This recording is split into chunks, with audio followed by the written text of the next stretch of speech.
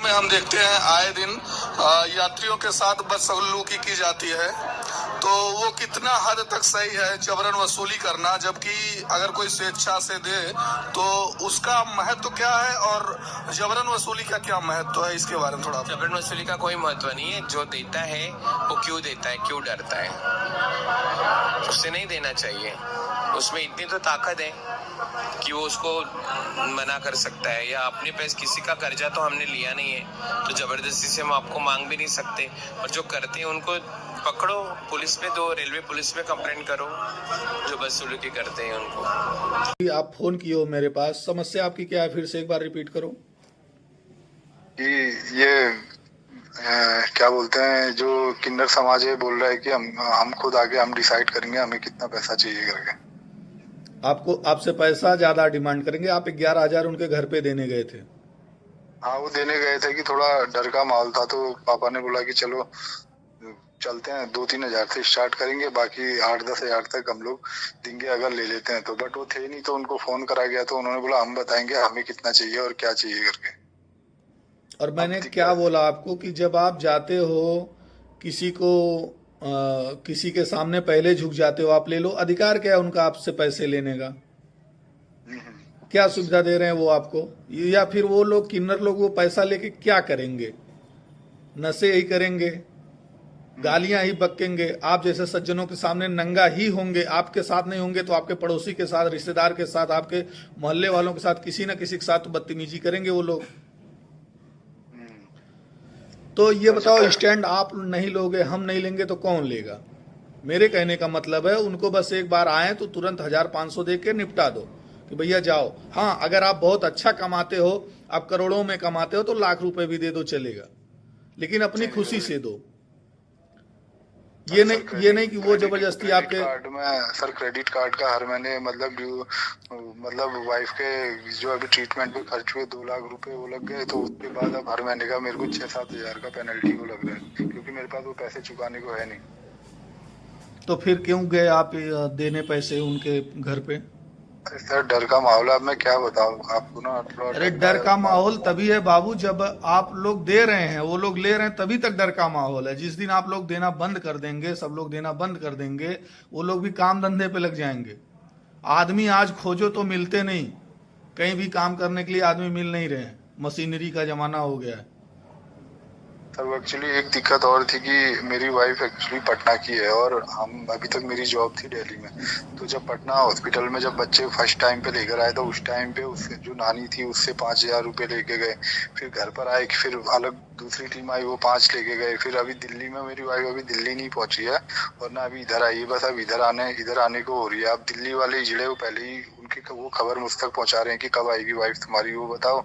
और हल्द्वानी वाले, जो हल्द्वानी नैनीताल में घर है, यहाँ वाले अलग फिराक में है। अब ये बताओ एक आदमी कितने जगह पैसा देगा? अब मैं यही हो रहा हूँ ना, ये तो भैया तुम दे रहे हो इसीलिए तो ले रहे हैं। मैं क्या बोला कि आपने मेरा वीडियो देखा, तो वीडियो में जो किन्नर अखाड़ा परिषद की अध्यक्ष है वो साफ साफ कह रही है कि क्यों देते हो आप मत दो। उसने कहा कि नहीं? उसने क्या कहा? आप रिपीट करो, मुझे बताओ जरा। आप वीडियो देखे तो क्या बोला उसने? उन्होंने ये कहा कि किसी तरह का कोई राशि देने की जरूरत नहीं, थोड़ा बहुत अगर आप शगुन के नाम पे दे सकते हो तो थोड़ा बहुत 101 जो आपकी इच्छा है, जिससे आपको किसी तरह की दिक्कत नहीं है, वो अगर आप देना चाहते हो तो उसमें वो सही है। बट अगर उसके अलावा किसी तरह का वो आपसे जबरदस्ती या फोर्स ये सब करते हैं तो आप पुलिस की सहायता ले सकते हो, क्योंकि हमारी तरफ से इस तरह का कोई स्टेटमेंट लागू नहीं हुआ कि आपकी इस नेकी पर इस तरह का कोई आपसे जबरदस्ती वसूल करा जाए। इस तरह का कोई वो है नहीं, तो फिर नियम नहीं जब है। जब जब भैया जब इतना क्लियरली उसने बोला कि देना नहीं है, या देना भी है तो अपनी इच्छा से देना है, जो खुशी वो देना है शगुन के नाम पे, तो शगुन के नाम पे 10,000, 5,000, 20,000, 50,000 और गहने निकाले जाते हैं 100 अलग। तो ये आप लोग दे रहे हैं इसलिए वो लोग ले रहे हैं, ठीक है? सर, मैं सिर्फ इस वजह से हूँ क्योंकि हम लोग ने कभी इस तरह का लड़ाई मारकाट और ये गाली गलौज देखा नहीं। उनका सबसे आते ही वो सबसे पहले बोलते हैं ला इतना निकालो, और बात बात पे वो मतलब नंगे होने का और गाली गलौज करने की धमकी देते हैं। बात पे ये दिक्कत है। यही तो सबसे कमी है, सबसे बड़ी कमी, कि आप उनके नंगेपन से डर जाते हैं।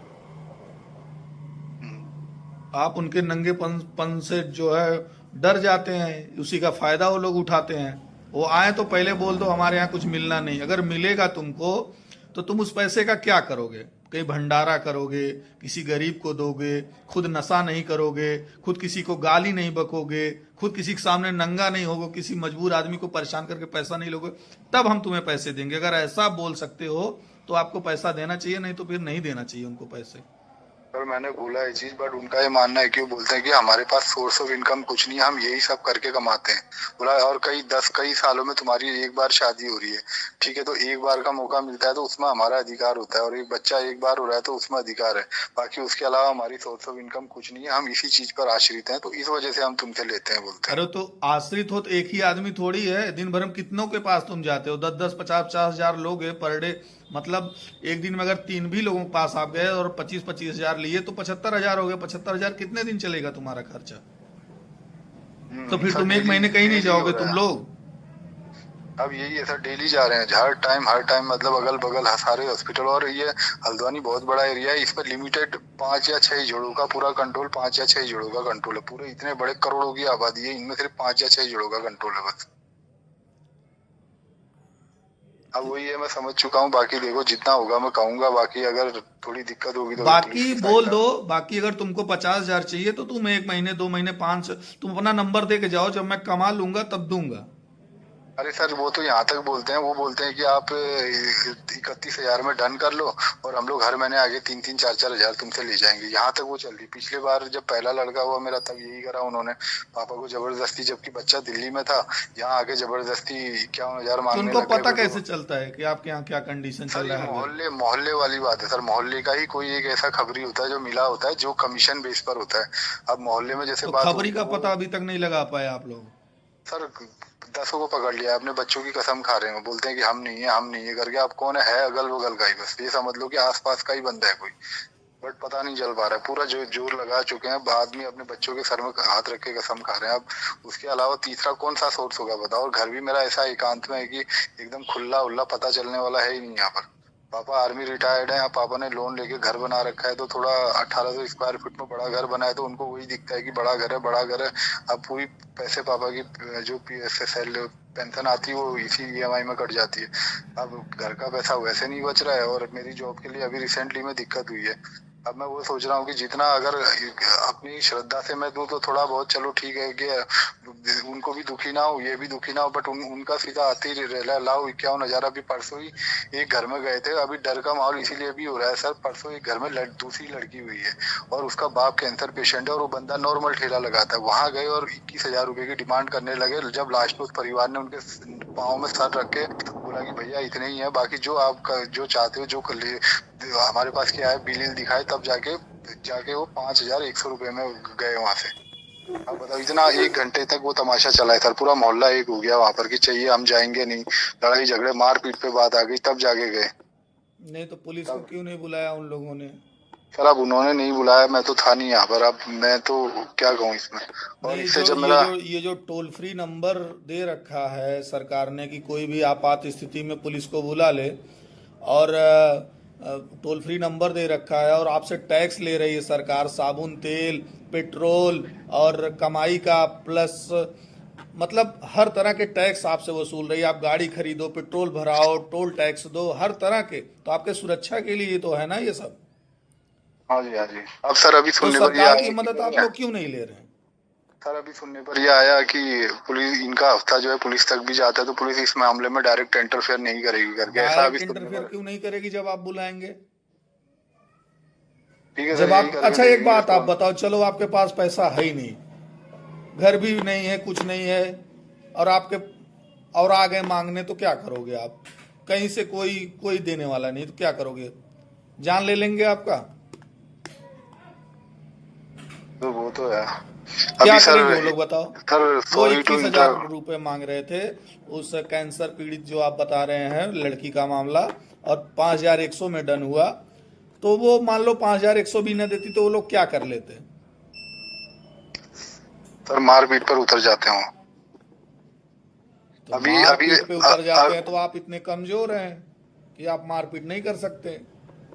अरे सर अब यही है ना, अब एक तो पूरे कपड़े खोल देंगे, फिर हाथापाई पे उतरेंगे। अब नंगे के साथ नंगा कैसा बना जाए? अब अभी तो नंगे के साथ नंगा नहीं बना जाए तो अब जितने पैसे वो लोग मांग रहे हैं आप दीजिए, अभी सर थोड़े दिन पहले की एक आपकी बात को काटना चाहूंगा, एक छोटी अभी परसों की बात बताता हूँ। 1 साल हो गए जिसको उनका हस्बैंड जो था कहीं रेंट पे रहते थे, थोड़ा मतलब हमसे 5-6 किलोमीटर दूर, जिसकी आय थी 12,000 के करीबन। तो उनका बच्चा हुआ था, उसको 2 ही दिन हुए थे बच्चा हुआ, और वाइफ डिस्चार्ज हो गई थी सरकारी हॉस्पिटल से जो घर पर थी।